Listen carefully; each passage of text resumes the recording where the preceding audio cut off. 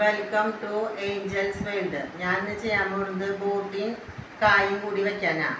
അപ്പോൾ ആദ്യം ബോട്ട് നന്നായി കഴുകി നമ്മൾ തിളപ്പിച്ച വെള്ളത്തിൽ അത് കുറച്ച് നേരം ഇട്ട് തിളപ്പിക്കണം. അത് കഴിഞ്ഞ് അത് കുക്കറിൽ ഉപ്പും കുരുമുളകും ഇട്ടിട്ട് മഞ്ഞൾപ്പൊടി ഇട്ടിട്ട് വേവിച്ച് വെച്ചതാണ്. അപ്പോൾ നമുക്ക് പിന്നെ കായിട്ട് വെക്കാനായിട്ട് നമുക്ക് പോവാം.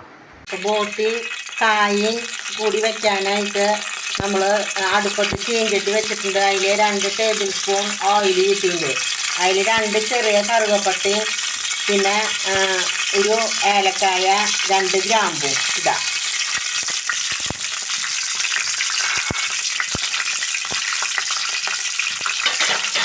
സവാള അരിഞ്ഞത്,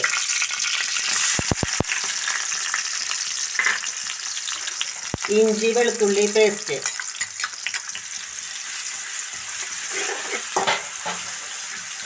മൂന്ന് പച്ചമുളക്, കുറച്ച് വേപ്പില, ഒന്ന് നേരിയതായിട്ടൊന്ന് ഫ്രൈ ആക്കാം.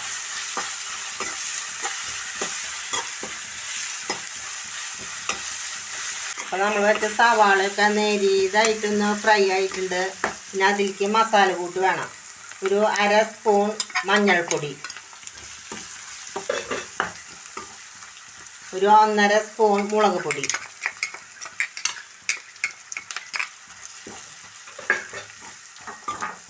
രണ്ട് സ്പൂൺ മല്ലിപ്പൊടി,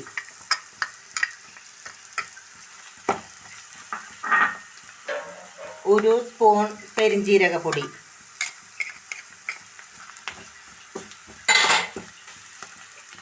അര സ്പൂൺ ഗരം മസാല.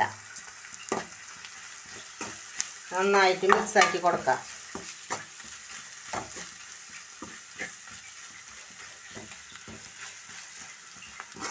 നമ്മൾ കുക്കറിൽ വേവിച്ച് വെച്ച ബോട്ടി അതിൽ കുരുമുളകും ഉപ്പും മഞ്ഞൾപ്പൊടി ഇട്ടിട്ടാണ് വേവിച്ച് വെച്ചാണ്. അത് ഇതിലിടാം.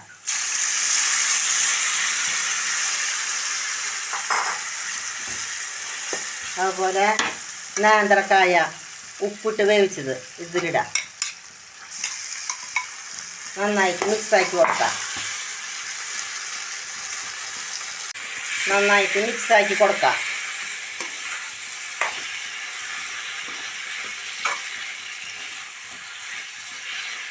ഒരു 5 മിനിറ്റ് നേരം നമുക്ക് അടച്ച് വയ്ക്കാം. അതിലെല്ലാം മസാല കൂട്ടൊന്ന് പിടിക്കാനായിട്ട്. അപ്പോൾ നമ്മുടെ നേന്ത്രക്കായും ബോട്ടിയും അല്ലാതും കൂടിയിട്ട് മസാലയൊക്കെ നന്നായി പിടിച്ചു. അപ്പോൾ നമ്മുടെ ബോട്ടിയും നേന്ത്രക്കായും വെച്ചിട്ടുള്ള കറി റെഡിയായി. ഞാൻ പറഞ്ഞ റെസിപ്പി വെച്ചിട്ട് നിങ്ങളെല്ലാവരും ഇത് ചെയ്ത് നോക്കി. ഇഷ്ടപ്പെട്ടെങ്കിൽ ലൈക്ക് ചെയ്യുക, സബ്സ്ക്രൈബ് ചെയ്യുക, ഷെയർ ചെയ്യുക.